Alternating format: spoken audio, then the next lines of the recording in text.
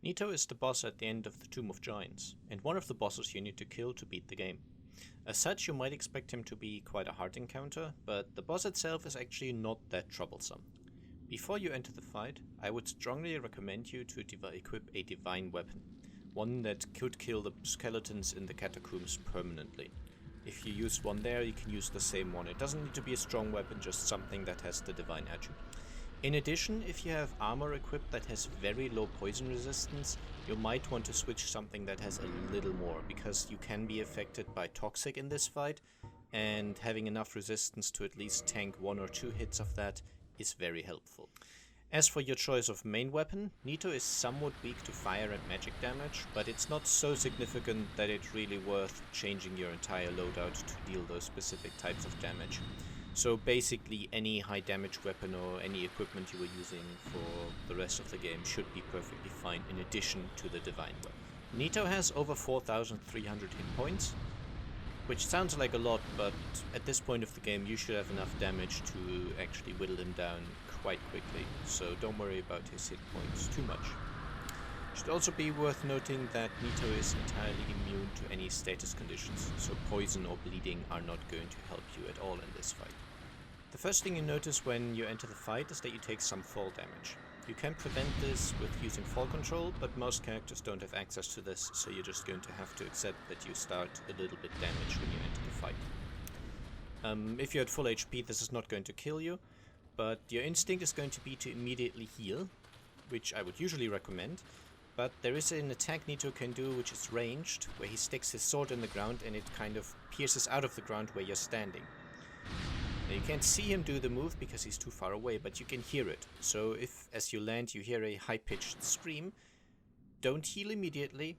Instead, time it right and dodge roll so the sword doesn't hit you and then heal. This means you won't get interrupted while healing, and you can actually continue the fight at full HP. You also probably think it's a good idea to run towards the boss now, but I would actually recommend waiting just about where you spawned. You can move a little, of course, but there will be 3 skeletons approaching you, 3 small ones. Usually they are quite a ways ahead of the boss. And this is why you wanted the divine weapon. As long as the boss is alive, these will come back to life unless you kill them with the divine weapon. So use your divine weapon and kill them, and you will only have the boss to deal with, which is actually quite an easy. Specifically, as you fight, do not enter the far end of the arena, because there are some larger skeletons there, which are more damaging and more durable than the small ones, which will also come back if not killed with the divine weapon.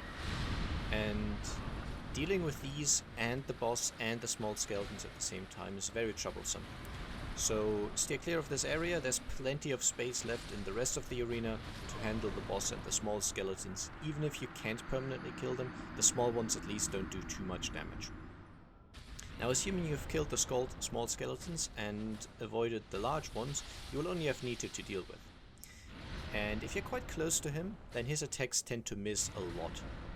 He has a slash and a slam attack, both of which can do decent damage and are actually somewhat nasty, but if you're standing right in front of him and slightly to the right, they basically just whiff, so stand there and you will be perfectly fine. He also has a grab attack, but this is telegraphed quite strongly by his hand glowing and should be easy enough to dodge.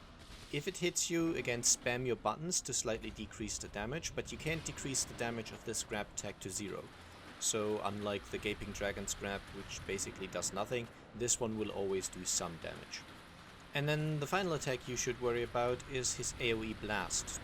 So he will kneel down and basically charge it up. You have quite a bit of time then to get some distance. And once it's charged up, it will do a sort of darkness blasting in all directions and causes quite significant damage. However, it is easy enough to get enough distance. But when running away from it, again, keep clear of the large skeletons at the back of the boss arena. But you have plenty of space, so it's not actually much of a problem.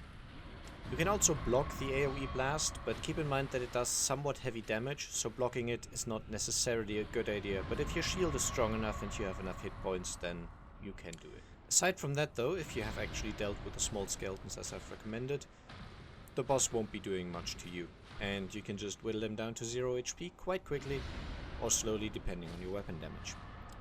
As a reward, you will receive a Lord Soul and a Humanity, and 60,000 souls. You should also keep in mind that after defeating the boss, and if you have defeated Paladin Leroy, you can find his armor set in the boss arena, and a bonfire will spawn where the big skeletons were. Any of the skeletons will immediately die when Nito dies, so if you couldn't kill them with a divine weapon, then they will still be gone after you have defeated him. Alright, and that's really all there is to say about the boss fight. I wish you good luck, I hope this helped you out, and see you soon. Bye bye.